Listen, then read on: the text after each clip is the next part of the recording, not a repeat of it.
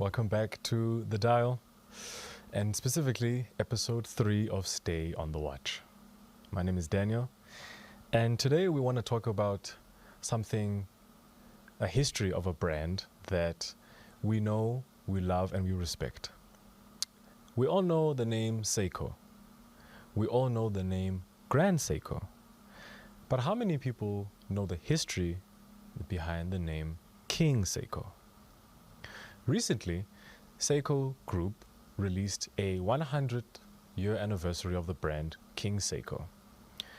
But before we get into that, which we'll talk about at the end, I'd like to go through a sort of a deep dive, a look into the history of the King Seiko itself. So, King Seiko was born out of a rivalry within Seiko Group itself. In fact, in the early 1960s, Seiko had two main production facilities in Japan: Diani Seikosha and Suwa Seikosha. The competition between these two factories led to the creation of some of the finest watches ever made in Seiko's history. The Suwa Seikosha's Grand Seiko and the Diani Seikosha's King Seiko were both developed to achieve the pinnacle, some might say, and some still believe, of Japanese watchmaking.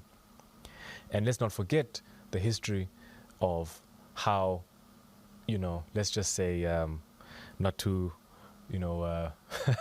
have people remember the bad times, but, World War II, and how that affected Japan as a nation and Seiko as a brand. A lot of shifts had to be made, and that could have ended the Seiko brand as we know it. But thankfully, it didn't. So let's talk about the supposed golden era. King Seiko made its debut in 1961 with the release of the King Seiko chronometer. This watch was designed to rival the best Swiss chronometers of the time. Throughout the 60s and the 70s in particular, King Seiko produced several iconic models. The 44 KS, which was released in 1964, was a hallmark, in fact the hallmark, of precision and elegance at the time. It featured a manual winding movement to set the standards for brand new movements and accuracy. Then came the 45 KS in 1968, which was even more precise than the previous, powered by the 4.5 series movement. Then the King Seiko high beat models followed, with a remarkable 36,000 vibrations per hour, ensuring unmatched accuracy. Incredible. However, in the 1970s, brought the quartz revolution, led by Seiko itself, with the introduction of the Seiko Quartz Astron in 1969. This new technology rapidly changed the watchmaking industry forever, and mechanical watches like the King Seiko and others alike faced a very sharp decline in demand. The rise of Grand Seiko and the fall of King Seiko, if you will. By the mid-1970s, King Seiko had been phased out as Seiko focused on its burgeoning quartz line. Today, we know Seiko for their very famous quartz, of course, as well as their big brother, or more luxurious brother, Grand Seiko. However, the story does not end there. So you can imagine from after the 1970s, the King Seiko basically fell off. There were many, of course, the models from the 60s and early 70s were still to be sold, but of course on gray market. But thankfully, and I mean thankfully because this is a beautiful watch, I must say, the revival of the King Seiko goes as follows. Recognizing that enduring appeal of the mechanical movement, the mechanical watch, and the nostalgia of the vintage designs like the King Seiko and many alike at the time, Seiko revived the King Seiko line in recent years.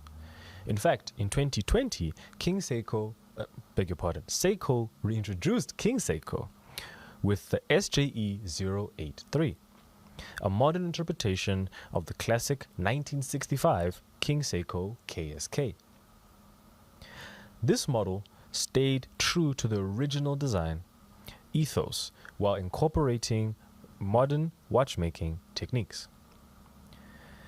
The re-release was a hit, and I mean a big one, leading to more models such as the SJE-087 and the SJE-089, which combined vintage aesthetics with updated technology.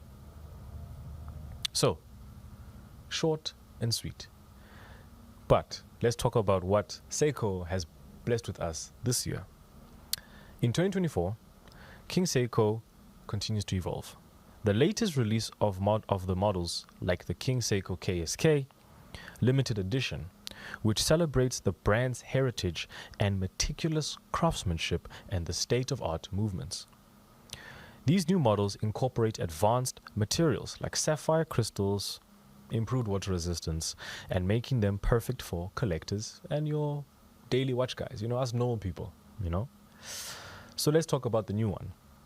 The new King Seiko SJE 115. This is a 100th anniversary limited edition timepiece, only limited to 700 pieces, unfortunately. The movement of this watch has a caliber of a 6L35, an automatic with a manual winding, with a precision of plus 15 to minus 10 seconds per day. Very precise. A 45-hour approximate power reserve, 26 joules, with a stop hand function and a date display on the 3 o'clock hour mark. Case material, stainless steel, gotta keep it classic, with a very nice thickness of 9.9 millimeters, a 39.4 diameter case with a box-shaped sapphire crystal and an anti-reflective coating on the inner surface of the crystal glass, of course, with a very nice deployment clasp with a push-button release. Very vintage, very modern at the same time. Other details include, of course, having a 50-meter water resistance. So, I personally wouldn't swim with a King Seiko, but it's not a sports watch. But hey, if you'd like to, you definitely can. And it has a surprising weight of 126 grams, which is actually quite nice, with a standard screw case back.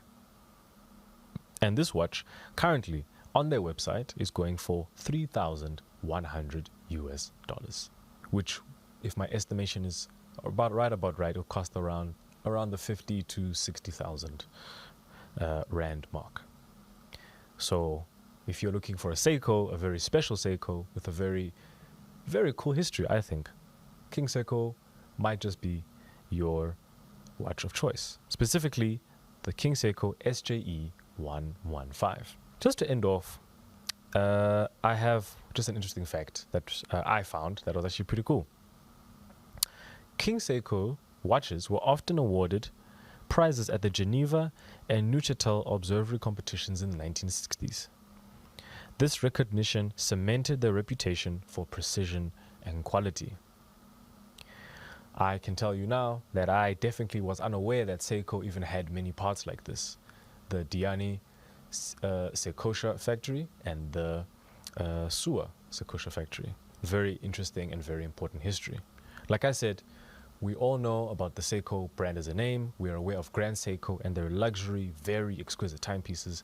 But let us show love to the not so forgotten brother, the King Seiko. So, whether you're a seasoned collector or a new person in this world, just like us, King Seiko offers a fascinating glimpse into the evolution and identity of watchmaking in and of itself. So yeah, this is a short and sweet one, guys. I hope you enjoyed this episode. I definitely would love to have a King Seiko in my personal collection one day. I don't even have a Seiko, but definitely I will look to getting into this very, very big rabbit hole. I had to condense all this information to a very short video. But with that being said, this is Daniel, and this is The Dial. Stay on the watch. Please like, subscribe, comment. Let us know what you think about Seiko. Comment your favorite Seikos. We love the engagement that we're getting. One particular video on TikTok got a lot of engagement and a lot of love, a lot of confident and a lot of interesting comments and interpretations of our audience. So we really appreciate that from you guys. And yeah, keep it coming. If you just want to say hi, we'll say hi back. And yeah, it's Daniel. And never forget to stay on the watch.